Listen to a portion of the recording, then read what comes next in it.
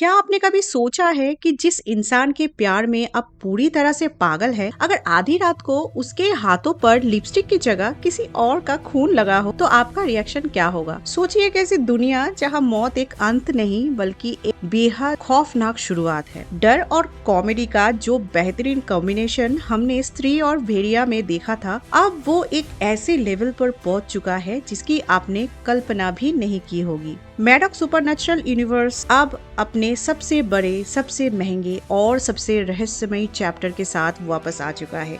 एक ऐसी कहानी जहां सदियों पुराने वैम्पायर्स का खौफ है, एक आम से लड़के की अजीबोगरीब प्रेम कहानी है और सबसे बड़ी बात, एक ऐसा रहस्य है जो सीधा आपकी रूह को झंझोड़ कर रख देगा।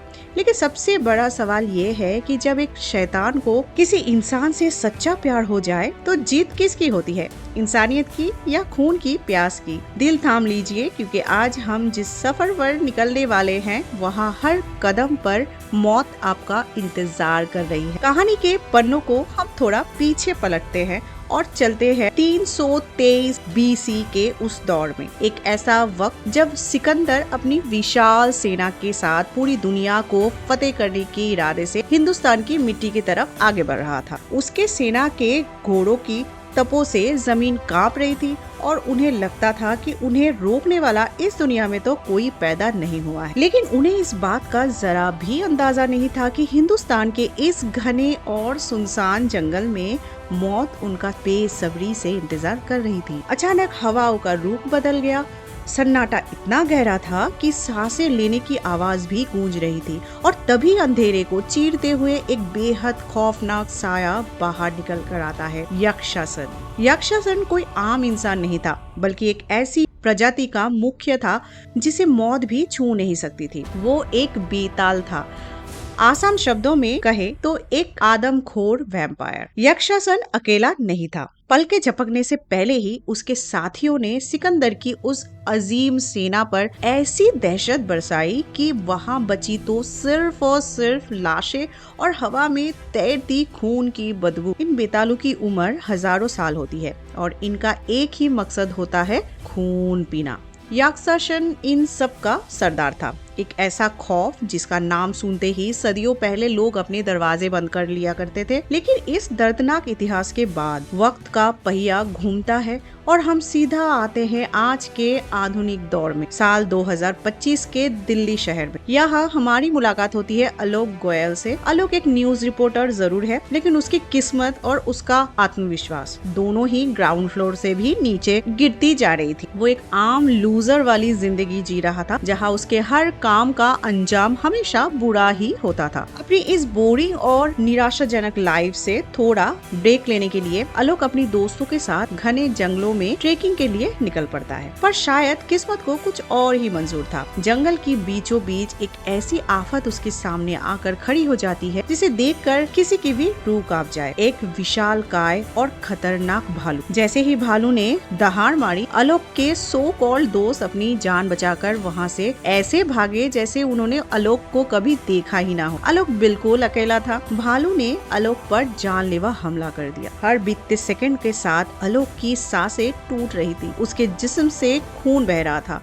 और उसकी आंखों के सामने उसकी मौत नाच रही थी। वो पूरी तरह से आधमरा होकर जमीन पर गिर पड़ा। लेकिन ठीक उसी वक्त एक ऐसा चमत्कार हुआ जिसने आलोक की पूरी जिंदगी पलट कर ही रख दी। जब आलोक अपनी आखिरी सांसें गिन रहा था, तब वहाँ किसी की एंट्री होती है। एक ऐसी लड़की जो आग की तरह तेज और हवा की तरह शांत थी। उस लड़की ने बिना अपनी जान की परवाह किए उस विशालकाय भालू को वहाँ से भगा देती है और बेहोश आलोक को उठाकर अपनी एक खुफिया ठिकाने पर लेके जाती है। इस रहस्यमयी हसीना का नाम था तरीका। जब आलोक की आंखें धीरे धीरे खुली तो उसने खुद को एक अनजान जगह पर पाया, पर उसके सामने जो चेहरा था उसने आलोक के सारे दर्द को एक पल में ही गायब कर दिया। तरीका उसकी मरहम पट्टी कर रही थी। पहली ही नजर में आलोक को उससे एक अजीब सा लगाव महसूस होने लगा। उसके लिए ये किसी सपने जैसा था कि एक इतनी खूबसूरत लड़की ने उसकी जान बचाई है। दूसरी तरफ तरीका को भी आलोक आलोक के करीब होना बेहद अजीब और सुकून भरा लग रहा था, क्योंकि तरिका आलोक के सीने में चल रही उस धड़कन को महसूस कर पा रही थी। एक ऐसी धड़कन जो तरिका के खुद के सीने में सदियों पहले बंद हो चुकी थी। तरिका आलोक की तरह कोई आम इंसान नहीं थी। उसके खूबसूरत चेहरे के पीछे लंबे लंबे खौफनाक दांत छुपे थे जो आलोक ने अभी तक नहीं देखे थे। तरिका असल में एक बेताल थी, वही सदियों पुरानी वैम्पायर प्रजाति का हिस्सा। धीरे धीरे इन दोनों के बीच बातें शुरू होती है। आलोक इस बात से बिल्कुल अनजान था कि वो किसके साथ बैठा है। तरिका, जिसने आज तक शहर की चक्काचौंध नहीं देखी थी, जंगल से बाहर कभी गई नहीं थी, उसके लिए आलोक एक बिल्कुल नया अनुभव था। तरिका ने उससे वादा किया कि जैसे ही वो अपनी पैरों पर चलने लायक हो जाएगा, वो खुद उसे शहर के बाहर तक छोड़कर आएगी। आलोक उसके साथ हर एक पल को जी रहा था, लेकिन वो नहीं जानता था कि इस सुकून के पीछे कितना बड़ा तूफान आने वाला है, क्योंकि इन दोनों का ये खुशनुमा वक्त बहुत जल्द एक भयानक रात में तब्दील होने वाला था। एक रात जब आलोक जंगल में अकेला थोड़ी देर टहल रहा था, अंधेरे में छिपे कुछ बेहद खतरनाक और तेज सायों ने उस पर हमला कर दिया। पल के झपकने की देर थी और आलोक का अपहरण हो चुका था। जब आलोक का होश आया तो उसने खुद को एक बेहद डरावनी और पुरानी जगह पर बंधा हुआ पाया। वहाँ जो लोग थे वो इंसान तो बिल्कुल नहीं लग रहे थे, और तब उसके सामने उस शख्सियत की एंट्री होती है जिसके नाम से ही सदियों तक लोग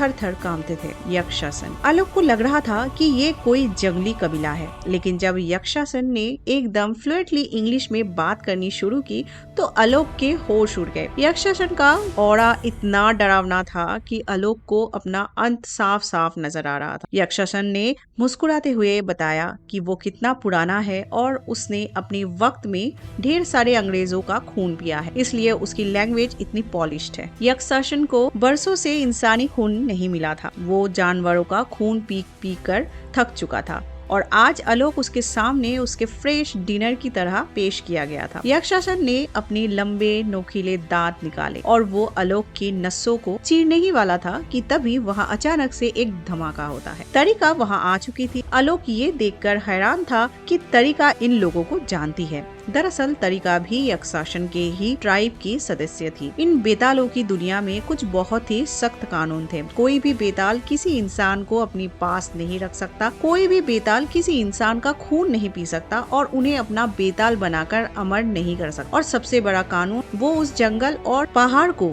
छोड़कर आम इंसानों की दुनिया में नहीं जा सकता। तरिका जानती थी कि उसने कानून तोड़ा है, लेकिन उसके दिल में आलोक के लिए एक ऐसी फीलिंग्स आ चुकी थी जिसके आगे सदियों पुराने नियम कमजोर पड़ गए थे। उसने आलोक का हाथ पकड़ा और उसे वहाँ से भगा के ले गई। पीछे यक्षासन के गुस्से से पागल बेताल उनकी जान के पीछे प्यासे होकर पड़ गए। वो लोग जंगल की एक ऊंचे पहाड़ के किनारे पहुँच गए, जहाँ आगे रास्ता खत्म हो चुका था। नीचे मौत थी और पीछे भूखे भेड़िए जैसे बेताल। तरिका जानती थी कि वो अपनी सीमा पार नहीं कर सकती। उसने बहुत ही भारी मन से आलोक से कहा कि वो पहाड़ से नीचे पानी में कूद जाए। यही एक रास्ता है उसकी जान बचाने का। तरिका को अंदर ही अंदर ये बात काट रही थी कि अब शायद वो आलोक को दोबारा कभी नहीं देख पाएगी, लेकिन आलोक ने उसका हाथ नहीं छोड़ा। उसने आंखों में आंखें डालकर कहा, साथ मरने का कंसेप्ट बहुत पुराना हो चुका है। तरिका बार बार इनकार करती रही क्योंकि नियम तोड़ने का अंजाम बेहद भयानक होता था, पर आखिरकार इश्क की ताकत उनके सदियों के कानून पर भारी पड़ गई। एक दूसरे के हाथ थामे दोनों ने उस ऊंचे पहाड़ से मौत और जिंदगी के बीच की उस खाई में छलांग लगा दी। और यहाँ से शुरू होती है एक ऐसी दास्तान जहाँ इंसान और वैम्पायर की दुनिया एक दूसरे से टकराने वाली थी। दोनों बच निकलते हैं और सफर करते हुए सीधा दिल्ली शहर आ पहुंचते हैं। शहर की भीड़ भाड़ देखकर तरिका बिल्कुल दंग थी। जब आलोक उसे लेकर अपने घर पहुंचा तो वहां का मंजर देखकर आलोक की पैरों तले जमीन खिसक गई। उसके अपने ही घर में उसकी फोटो पर फूलों की माला चढ़ी हुई थी और सब लोग रो धोकर उसकी श्रद्धांजलि सभा अटेंड कर रहे थे। आलोक ने जैसे ही आवाज दी, पूरे घर में सन्नाटा छा गया। जब घर वालों ने देखा कि उनका मरा हुआ बेटा सामने जिंदा खड़ा है तो सबकी आंखें फटी की फटी रह गई। खुशी के मारे उन्होंने उसे गले लगा लिया। हालांकि आलोक के पिताजी थोड़े एक्स्ट्रा शक्की मिजाज के थे। उन्हें लगा ये कोई बहरूपिया है जो मौके का फायदा उठाने आया है, लेकिन जब आलोक ने उन्हें छोटी छोटी फैमिली डिटेल्स बताया तो उन्हें भी विश्वास हो गया। तभी आलोक ने सबको अपने पीछे खड़ी उस खूबसूरत खूबसूरत लड़की से इंट्रोड्यूस करवाया। उसने डर के मारे तरीका का नाम बदल कर, लेकिन यहाँ एक बहुत बड़ा कैच था। बेताल कभी झूठ नहीं बोल सकते। अगर वो झूठ बोलने की कोशिश करते हैं तो उनके नुकीले दांत अपने आप बाहर आने लगते हैं। तरीका ने फौरन सच बोलते हुए सब उसकी सादगी से खुश थे और इस तरह तरीका एक आम परिवार के बीच रहने लगी। लेकिन आम जिंदगी इतनी आसान थोड़ी ना होती है। आलोक नॉर्मल इंसानों की तरह दाल चावल खाकर खुश था, लेकिन तरीका को अपनी एग्जिस्टेंस के लिए खून चाहिए था। ये एक ऐसी भूख थी जिसे शांति से मिटाना नामुमकिन था। रात के अंधेरे में तरीका स्ट्रीट डॉग्स पर पीछे से निशान बनाती, लेकिन आलोक हमेशा उसे वहाँ से पकड़ कर ले आता और किसी न किसी तरह उसकी आदत को छुपाता रहा। आलोक की लाइफ अब ट्रैक पर आ चुकी थी। वो ऑफिस जाता, सबसे खुशी से मिलता और हर वक्त बस तरीका के ख्यालों में खोया रहता। उसे पूरे दिल से उस अनजान लड़की से सच्चा प्यार हो चुका था। लेकिन दूसरी तरफ जंगल में बदले की आग धधक रही थी। यक्षासन का क्रोध आसमान छू रहा था। यक्षासन के हाथों में हमेशा भारी बेड़ियां बंधी रहती थी, एक ऐसी सजा जो उसे 100 साल पहले दी गई थी, क्योंकि उसने एक इंसान का खून पीकर अपना ही कानून तोड़ा था। इन बेतालों के कानून के अनुसार यक्षासन तभी आजाद हो सकता था जब कोई और बेताल ये नियम तोड़े। यक्षासन अब बस एक ही मौके के इंतजार में था कि कब तरीका किसी इंसान को बाइट करे और उसकी सदियों की बेड़िया हमेशा के लिए टूट जाए। उसने अपने एक बेहद खतरनाक और वफादार साथी वीरन को हुक्म दिया कि वो जाए और तरीका और उस इंसान को जिंदा या मुर्दा वापस घसीट कर लेके आए। यहाँ दिल्ली में आलोक अपनी दोस्तों के सामने शो ऑफ करना चाहता था। जिन दोस्तों ने उसे जंगल में मरने के लिए छोड़ दिया था, वो उन्हें जलाना चाहता था कि उसकी गर्लफ्रेंड कितनी खूबसूरत है। वो तरीका को तैयार करके एक बड़ी नाइट क्लब पार्टी में ले जाता है। वहाँ के शोर शराबे और चकाचौंध में तरीका ने पहली बार अल्कोहल टेस्ट की और वो नशे में धुत हो गई। पर कहानी में ट्विस्ट तब आ जाता है जहाँ कुछ बदतमीज दिल्ली के लड़कों ने तरीका को परेशान करना शुरू कर दिया। आलोक ने उन्हें रोकने की कोशिश की। उसने उन लोगों को पैसे देकर मामला शांत करने का कॉम्प्रोमाइज भी ऑफर किया, लेकिन वो गुंडे मानने को तैयार ही नहीं थे। उन्होंने आलोक को पकड़ा और उसकी बुरी तरह पिटाई शुरू कर दी। आलोक उनके मुक्कों के आगे बेसहारा था, पर उन गुंडों को नहीं पता था कि उन्होंने किस खतरनाक आग में हाथ डाल दिया है। अपने आलोक को इस तरह लहूलुहान देकर तरीका के अंदर का सोता हुआ शैतान जाग उठा। उसके आंखों का रंग बदल गया। फोटो के पीछे से वो भयानक दांत निकल आए और उंगलियों का नाखून चाकू की तरह लंबे और तेज हो गए। अगले ही पल उस फ्लोर पर भाग दौड़ मच गई। तरीका ने उन गुंडों को हवा में उछल उछल कर ऐसी बेरहमी से मारा कि वहाँ देखने वालों की होश उड़ जाए। वो गुंडे अपनी जान की भीख मांग रहे थे, पर तरीका किसी शेरनी की तरह उन्हें चीर रही थी। आलोक किसी तरह तरीका को वहाँ से खींचकर बाहर ले आया और वो दोनों घबरा कर घर चले गए। लेकिन उन्हें इस बात का अंदाजा नहीं था कि यक्षासन का आदमी वीरन पार्टी में ही छुपकर ये सब देख रहा था, ताकि पूरी इल्जाम तरीका पर लग जाए और पुलिस उसके पीछे पड़ जाए। वीरन ने उन आधे मरे गुंडों को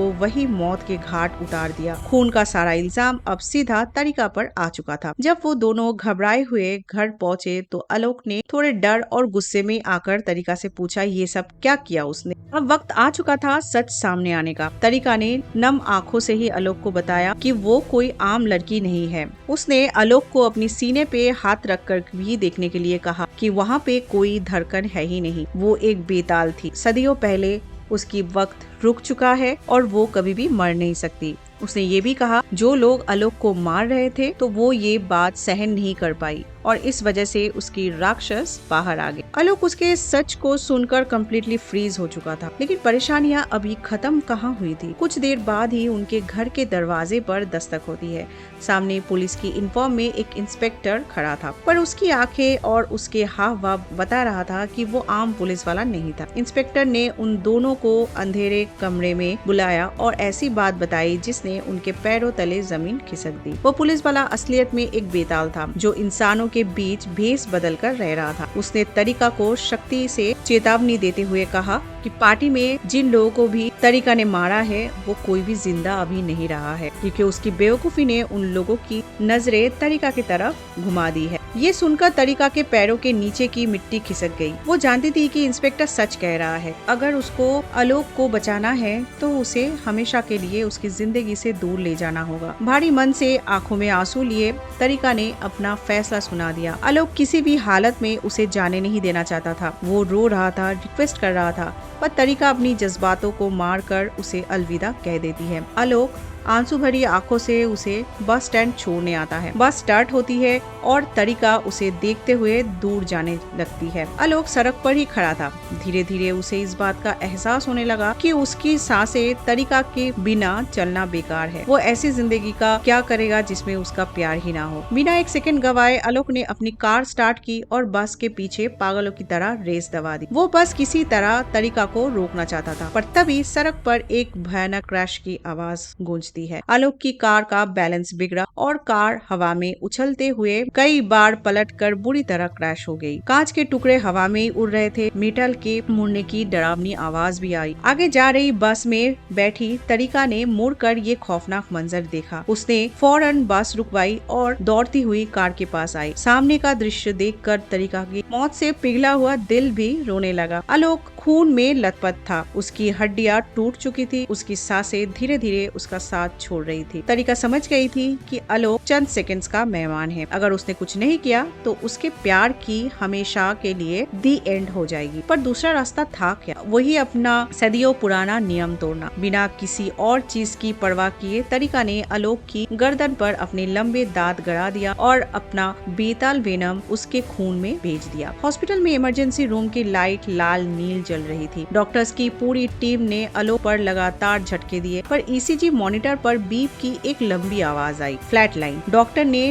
निराश होकर अपना मास्क निकाला और अनाउंस कर दिया कि वो लोग इसको बचा नहीं पाया, हार्ट फेल हो चुका है। लेकिन अगले ही सुबह जब वार्ड बॉय रूम में आता है तो वो बेड बिल्कुल खाली था। आलोक वहाँ था ही नहीं। कैमरा पैन होता है हॉस्पिटल के ऊपर फ्लोर पर। ब्लड बैंक रूम में हल्ला मचा हुआ था। जमीन पर खून की खाली थैलियां पड़ी थी और अकेले अंधेरे में एक साया बेतहाशा खून पी रहा था। वो आलोक था, लेकिन अब वो आम आलोक नहीं रहा। उसके आंखों का रंग लाल हो चुका था। उसके दांत बाहर आ चुके थे। वो अब एक बेताल, एक वैम्पायर बन चुका था। सबसे दुख की बात ये थी कि दरवाजे के पीछे छिपे आलोक के पिताजी ने ये भयानक सीन अपनी आंखों से देख लिया था। अपने बेटे को एक खून पीते राक्षस के रूप में देखकर वो बेहोशी के हालात में चले गए। उन्हें अपनी आंखों पर यकीन ही नहीं हो रहा था। जब आलोक थोड़ा नॉर्मल हुआ, उसने तरीका को बताया कि उसके अंदर एक भयानक खून की प्यास जग रही थी और रात में उसने बहुत अजीब हरकतें भी की। तरीका ने उसे एक अंधेरे कमरे में बिठाया और उसकी आंखों में देखकर वो कड़वा सच बोला कि आलोक अभी मर चुका है। और उसने कहा कि आलोक अपने दिल पर भी हाथ रख के देखे कि उसकी धड़कनें हमेशा के लिए रुक चुकी है। आलोक डर के मारे पीछे हट गया। वो चिल्ला रहा था कि ये झूठ है। तब तरीका ने उसे पूरी बात समझाई कि कल रात कार एक्सीडेंट में उसकी आखिरी सांस टूट चुकी थी। उसके पास कोई दूसरा रास्ता नहीं था उसे अपने पास जिंदा रखने का। ये सुनने के बाद आलोक शांत हुआ। वो समझ गया कि तरीका का इश्क इतना गहरा है कि उसने अपनी पूरी समाज से दुश्मनी मोड़ ली सिर्फ उसे बचाने के लिए। पर जंगल में बैठे यक्षासन की तो लॉटरी लग चुकी थी। यक्षासन को जैसे ही पता चला कि तरीका ने नियम तोड़कर एक इंसान को बाइट कर लिया है, उसकी बेड़ियों में हलचल होने लगी। वो खुशी से झूम उठा क्योंकि नियम के अनुसार अब तरीका को पकड़कर शापित पर्वत पर लाया जाएगा। उसकी जगह बेड़ियों में तरीका को बांधा जाएगा और यक्षासन पूरे 100 साल बाद आजाद हो जाएगा, क्योंकि अब आलोक उनकी दुनिया का हिस्सा बन चुका था। तरीका ने उसे बेतालों का सारा इतिहास समझाना शुरू किया। उसने बताया कि कैसे सदियों से वो इंसानों के खून पीता आ रहा था, लेकिन 1947 की पार्टीशन के दौर में सब कुछ बदल गया। उस वक्त इंसानों ने धर्म और नफरत के नाम पर एक दूसरे का इतना बेरहमी से खून बहाया कि इंसानों का खून बेहद जहरीला हो गया। उनकी इंसानियत मर चुकी थी। उसी वक्त सभी बेतालों ने मिलकर कसम खाई कि इंसानों का खून वो लोग कभी नहीं पिएगा। लेकिन यक्षासन जो उनका थामा, मतलब कि सबसे बड़ा मुखिया था, उसने एक दिन नियम तोड़ एक इंसान की खून पी लिया। क्योंकि कानून सबके लिए बराबर थे, सारे बेतालों ने मिलकर अपने ही मुखिया यक्षासन को सापित पर्वत पर भारी बेड़ियों से जंजीरों में जकड़ दिया और नियम बनाया कि अब ये बेड़ियां तभी खुलेगी जब कोई दूसरा बेताल इस नियम को तोड़ेगा। और अब तरीका ने वही आखिरी नियम तोड़ दिया था। आलोक को अब धीरे धीरे अपनी नई शक्तियों का एहसास हो रहा था। शुरू में धूप उसकी स्किन को जलाती थी, पर वक्त के साथ वो ढल गया। एक दिन तरीका ने उसे टेस्ट करने के लिए एक नुकीला हथियार आर पार उसके पेट में घोंप दिया। आलोक चिल्ला उठा, पर अगले ही सेकेंड वो घाव अपने आप ही भर गया। वो शॉक्ड और थोड़ा एक्साइटेड था। अब वो सुपर फास्ट था। उसके अंदर इतनी ताकत आ गई थी कि वो एक हाथ से गाड़ी को उठाकर पार्किंग में लगा देता था। ऑफिस जाने के लिए उसे लिफ्ट के इंतजार नहीं करना पड़ता था। वो सीढ़ियों से इतनी स्पीड से जाता था कि लिफ्ट से भी पहले टॉप फ्लोर पर होता था वो। लेकिन इनकी खुशियों को किसी की बुरी नजर लग गई। एक रात जब वो छलांग मारते हुए अपने कमरे की बालकनी पर लैंड हुए तो वहाँ उनके पिताजी पहले से ही खड़ा उनका वेट कर रहे थे। पिताजी को सब समझ आ चुका था, लेकिन उन्होंने गुस्से में आलोक से सवाल किया। तरीका ने आलोक को पहले ही वार्निंग दी थी कि वो अभी झूठ नहीं बोल सकता है, क्योंकि वो अभी बेताल हो गया है। अगर वो कोशिश करेगा तो भी नतीजा बुरा होगा। आलोक आदत के अनुसार बाप के सामने झूठ बोलने की कोशिश की और तुरंत उसके जबड़े से भयानक दांत बाहर आ गए। पिताजी ये देखकर रोने लगे। आलोक ने थक हार कर सब कुछ सच बोल दिया। उसने बताया कि एक्सीडेंट में वो मर चुका था और अब उसके सीने में कोई धड़कन नहीं बची है। ये सुनकर एक बाप का दिल टुकड़े टुकड़े हो गया। आलोक ने उन्हें दिलासा देने की कोशिश की और उसके पिताजी बेहद दुखी हो गए थे और इस चाहत ने उन्हें एक ऐसी दरवाजे पर खड़ा कर दिया जहाँ कहानी एक नया और खतरनाक मोड़ लेने वाली थी। पिताजी आलोक को घसीटते हुए एल्विस करीम उर्फ हैंड ऑफ गॉड के पास ले जाते हैं। भेड़िया और स्त्री यूनिवर्स का सबसे अनोखा कैरेक्टर है ये। जी हाँ, वही एल्विस। जिस वक्त आलोक वहाँ पहुँचे वहाँ अंदर पहले से ही जाना बैठा हुआ था। तो जना बेहद ही परेशान था और एल्विस को अपनी दोस्त भास्कर यानी भेड़िया की प्रॉब्लम बता रहा था। जना बोल रहा था कि स्त्री 2 के क्लाइमैक्स फाइट के बाद से ही भास्कर की भेड़िया वाली पावर वीक हो गई है, वो ठीक से ट्रांसफॉर्म नहीं हो पा रहा। तब एल्विस एक ऐसी रहस्यमयी बात बताता है कि अगर भेड़िया को अपनी ताकत 10 गुना ज्यादा बढ़ानी है तो उसे किसी बेताल के खून की एक बूंद पीनी पड़ेगी। लेकिन प्रॉब्लम ये है कि बेताल असलियत में इस दुनिया में एग्जिस्ट करते हैं या नहीं, किसी को नहीं पता। ठीक उसी वक्त दरवाजा खुलता है और आलोक अपनी बाप के साथ वहाँ एंटर करता है। आलोक के पिताजी आंसुओं से रोते हुए एल्विस के पैरों में गिर गया और बोले, मेरे बेटे को एक लड़की ने काट लिया है, ये खून मांगता है और इसके दांत निकल आते हैं। एल्विस और जना ने एक दूसरे की तरफ ऐसी नजरों से देखा जैसे उन्हें उनके सवालों का जवाब चलता फिरता सामने ही मिल गया हो। आलोक एक बेताल बन चुका था, वही जिसका खून भेड़िया ढूंढ रहा था। पर जब पिताजी ने उसे वापस इंसान बनाने की रिक्वेस्ट की तो एल्विस ने अपनी सिग्नेचर स्टाइल में समझाया कि अंडे को तोड़कर ऑमलेट तो जरूर बनाया जा सकता है, पर क्या ऑमलेट को वापस जोड़कर अंडा बनाया जा सकता है? नहीं ना। तो एक बेताल वापस इंसान कभी नहीं बन सकता। उसने उन्हें एडवाइस दी कि जो है इसे एक्सेप्ट करके जिंदगी में आगे बढ़ो। पर असली तूफान तो बाहर आलोक का इंतजार कर रहा था। जब आलोक अकेला सड़क से गुजर रहा था तभी अंधेरे को चीरते हुए एक डरावनी छाया उसके रास्ते में आकर खड़ी हुई। वो कोई और नहीं बल्कि भास्कर था, द भेड़िया। भास्कर अपनी हल्की ट्रांसफॉर्मेशन में था। उसने आलोक से सीधे शब्दों में कहा कि उसे बस उसकी खून की एक बूंद चाहिए, क्योंकि उसे पता चल चुका था कि आलोक एक बेताल है। पर आलोक, जिसमें नया नया बेताल बनने का घमंड और ताकत थी, उसने एटीट्यूड में इनकार कर दिया और वही उसकी सबसे बड़ी भूल साबित हुई। दोनों के बीच सड़क पर एक भयानक झड़प शुरू हो गई। आलोक स्पीड और स्ट्रेंथ का यूज करके भास्कर को बुरी तरह पीटने लगा और भास्कर ऑलरेडी वीक था, तो इसलिए वो आलोक के वार को झेल नहीं पा रहा था। लेकिन इस लड़ाई में एक घटना ऐसी घटी जिसने पूरा पासा पलट दिया। लड़ाई के दौरान गलती से आलोक के घाव से निकला खून का एक कतरा भास्कर के मुंह में चला गया। एक ऐसी गलती जिसने एक सोए हुए ज्वालामुखी को जगा दिया। खून का कतरा अंदर जाते ही भेड़िया अचानक से हवा में दहाड़ते हुए अपनी फुल और बेहद खतरनाक फॉर्म में ट्रांसफॉर्म हो गया। उसकी ताकत 10 गुना बढ़ चुकी थी। अगले ही पल गेम पलट गया। भेड़िया ने आलोक को जमीन पर ऐसी पटकनी दी कि आलोक की चीख निकल गई। आलोक का कोई भी काउंटर अटैक भेड़िया पर असर नहीं कर रहा था। तरीका भी वहाँ आ चुकी थी, पर उसे समझ आ गया कि अब इस बीस्ट को रोकना करना उनकी बस की बात नहीं। वो चुपचाप आलोक को लेकर अंधेरे में छिप गए और वो भेड़िया दहाड़ते हुए वहाँ से निकल गया। उन्हें समझ आ गया था कि अब दिल्ली में रहना सेफ नहीं है। वो दोनों भागते हुए उसी बेताल पुलिस इंस्पेक्टर के पास गए। इंस्पेक्टर ने उन्हें समझाने की बहुत कोशिश की कि भेड़िया का उसूल होता है, जिस बेताल का खून उसने चख लिया वो उसे तब तक ढूंढता रहेगा जब तक उसे मार नहीं डालता। इंस्पेक्टर उन्हें एक ऐसी अंडरग्राउंड एंशिएंट सेंचुरी में ले जाता है जहाँ हर इंसान दिखने वाला शख्स एक बेताल था। ये उनकी सेफ हेवन थी। वहाँ एक बेहद खूबसूरत और मिस्टीरियस माहौल था जहाँ इंस्पेक्टर ने आलोक को एक बेहद स्पेशल सदियों पुराना खून पिलाया। वह खून इतना पावरफुल और इंटॉक्सिकेटिंग था कि पीते ही आलोक का नशा चढ़ गया और वो गहरी नींद में सो गया। लेकिन जब आलोक की आंख खुली तो आसपास का सन्नाटा उसे अंदर तक डरा गया। तरीका वहाँ नहीं थी। उसने इंस्पेक्टर का कॉलर पकड़ा और पूछा कि वो तरीका कहाँ है। इंस्पेक्टर ने दुख भरी आवाज में जवाब दिया कि वो वहाँ गई है जहाँ उसे जाना चाहिए था, श्रापित पर्वत। अगर वो सरेंडर नहीं करती है तो यक्षासन हमेशा के लिए पूरे बेताल समाज का बैलेंस बिगाड़ देता। आलोक बिना एक सेकंड सोचे गुस्से में आग बबूला होकर श्रापित पर्वत की तरफ निकल पड़ा। श्रापित पर्वत की उस डरावनी और अंधेरी गुफा में माहौल बेहद तनावपूर्ण था। मंत्रों की आवाज गुफा की दीवारों से टकरा रही थी। यक्षासन जो 100 साल से बेड़ियों में जकड़ा था, उसके चेहरे पर अब एक भयानक कुटिल मुस्कान थी। जैसे जैसे मंत्रों का उच्चारण तेज हो रहा था,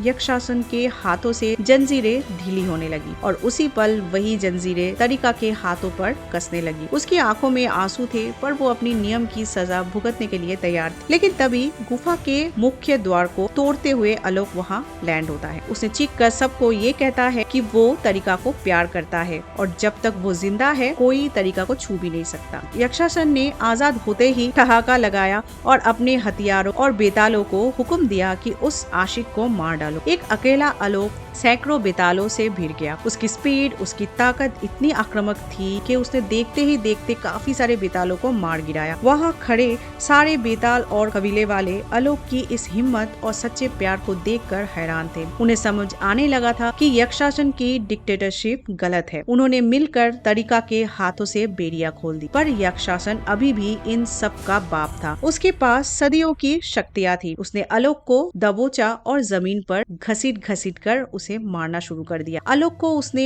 ऐसी बुरी तरह पीटा कि आलोक आधमरा हो गया और अंत में यक्षासन ने अपनी दांत आलोक की गर्दन में उतर दिए और उसकी सारा जिंदा खून चूसने लगा। आलोक की आंखों में अंधेरा छाने लगा और उसकी बॉडी लाइफलेस होकर जमीन पर गिर पड़ी। अपने प्यार को इस तरह मरता देख तरीका के दिल से एक ऐसी चीख निकली जिसने गुफा की दीवारों को हिला दिया। वो चीख एक दर्द भरी पुकार थी और ये पुकार पहुंच गई सीधा बेतालों की सबसे पुरानी और पवित्र देवी की मूर्ति तक। और फिर एक ऐसा मैजिक हुआ जो पिछले हजारों सालों में किसी ने नहीं देखा था। देवी की मूर्ति का सीना चमक उठा और वहाँ से एक रहस्यमय सुपरनैचुरल डिवाइन एनर्जी बाहर निकली। वो ऊर्जा सीधी हवा में तैरती हुई आलोक के बेजान जिस्म में उतर गई। अचानक सन्नाटे को चीरते हुए एक आवाज गूंज उठी, धक धक धक। आलोक का दिल दोबारा धड़कने लगा था। एक बेताल जिसके सीने में सांसें वापस आ चुकी थी, वो अब सिर्फ एक बेताल नहीं था, वो एक डिवाइन बीइंग बन चुका था। जब आलोक अपनी पूरी ताकत के साथ खड़ा हुआ तो उसका ऑरा किसी सुपर हीरो से कम नहीं था। उसके अंदर किसी सुप्रीम एनर्जी आ चुकी थी। अब यक्षासन उसके सामने एक मच्छर के बराबर लग रहा था। दोनों के बीच आखिरी भयानक फाइट होती है। इस बार आलोक यक्षासन पर भारी पड़ रहा था। उसने यक्षासन को उठा उठा कर पटक रहा था और जब वो उसे आखिरी मौत की नींद सुलाने वाला था, तरीका ने उसका हाथ पकड़ लिया। उसने आलोक को कहा कि उसको मारकर कोई फायदा है नहीं। उसको अगर आलोक मारता है तो फिर आलोक भी उसी तरह बन जाएगा। आलोक ने बात मान ली। यक्षासन को वापस उसी मंत्रों के जरिए शापित पर्वत की बेड़ियों में हजारों सालों के लिए जकड़ दिया गया। तब वहाँ खड़े सभी बुजुर्ग बेतालों ने अपनी घुटने टेक दिए। उन्होंने बताया कि हजारों साल में पहली भविष्यवाणी आज सच हुई है। जब एक बेताल के सीने में इंसान की धड़कन लौट आएगी तो वही उनका असली थमा कहलाएगा। आलोक जो एक आम सा अनाथ लूजर था, वो सदियों पुराने रहस्यमयी समाज का मुखिया, उनका सरताज द थमा बन चुका था। उसने अनाउंस किया कि आज से खून खराबे का युग खत्म और एक नए युग की शुरुआत होगी। लेकिन अगर आपको लगता है कहानी खत्म हो गई है तो मैडक यूनिवर्स में ऐसी गलती कभी मत करना। फिल्म के बिल्कुल आखिर में स्क्रीन पर अंधेरा छा जाता है। हम श्रापित पर्वत की गुफा देखते हैं जहाँ यक्षासन बेड़ियों में फंसा सा तड़प रहा होता है। तभी गुफा के दरवाजे पर एक विशालकाय आग का गोला जैसा साया आता है। वहाँ आसपास का तापमान एकदम ज्वाला भट्टी की तरह गर्म हो जाती है। वो कोई और नहीं बल्कि स्त्री 2 का सबसे खतरनाक विलेन सरकटा था, जिसका सिर वापस उसके धड़ पर जुड़ चुका है और वो नरक की आग से निकल कर आया है। सरकटा ने अपनी ताकत से यक्षासन की बेड़ियां तोड़ दी और उसे अपनी साथ चलने का ऑफर दिया। उसने यक्षासन से कहा कि दोनों मिलकर इतनी बड़ी डार्कनेस की आर्मी खड़ी करेगा कि इंसानों और अच्छे बेतालों का वजूद ही मिट जाएगा। कैमरा वापस बेतालों की सेंचुरी पर आता है। आलोक के साथियों को इस भयानक आने वाले तूफान की भनक लग चुकी थी। उन्हें पता था कि अब सरकटा और यक्षासन एक हो चुके हैं, जो एवेंजर्स लेवल का थ्रेट। अगर उन्हें इस महायुद्ध को जीतना है तो उनके थामा यानी आलोक को और भी ज्यादा पावरफुल बनना होगा, और आलोक एक्सट्रीम लेवल पर पावरफुल सिर्फ एक ही चीज से बन सकता है, अगर वो भेड़िया यानी भास्कर का खून पी ले। मतलब साफ है, अगली फिल्म में भेड़िया, थामा, स्त्री और मुंजिया सब आपस में टकराने वाले हैं, एक ऐसी क्लाइमेक्स के लिए जिसका वेट पूरा इंडिया कर रहा है। तो दोस्तों, ये थी थामा की एक ऐसी माइंड बेंडिंग और थ्रिलिंग कहानी जिसने हॉरर, कॉमेडी और रोमांस को एक बिल्कुल नए स्केल पर लाकर खड़ा कर दिया। एक आम इंसान की मोहब्बत कैसे उसे हजारों साल पुराने खौफ का बाप बना सकती है, ये इस मूवी ने बखूबी दिखाया। फिल्म का एंड एक बेहद मास्टर स्ट्रोक था, जो मैडक्स सुपरनैचुरल यूनिवर्स की एक कड़ी को दूसरे से ऐसी बेहतरीन तरीके से जोड़ता है कि आपके गूज़बम्प्स गारंटीड है। आपको क्या लगता है, जब थामा और भेड़िया का आमना सामना होगा तो अल्टीमेट जीत किसकी होगी? मुझे अपना थॉट्स नीचे कमेंट सेक्शन में जरूर बताइएगा। वीडियो पसंद आई तो लाइक का बटन आप ठोक दीजिए, और अगर आप हमारे चैनल पर नए हैं तो सब्सक्राइब करना बिल्कुल मत भूलना, क्योंकि हम लाते हैं आपके लिए सबसे फ्रेश और डिटेल्ड एक्सप्लेनेशन। मिलते हैं एक और धमाकेदार वीडियो के साथ, तब तक अपना और अपनी चाहने वालों का ध्यान रखें, सुरक्षित रहे। जय हिंद।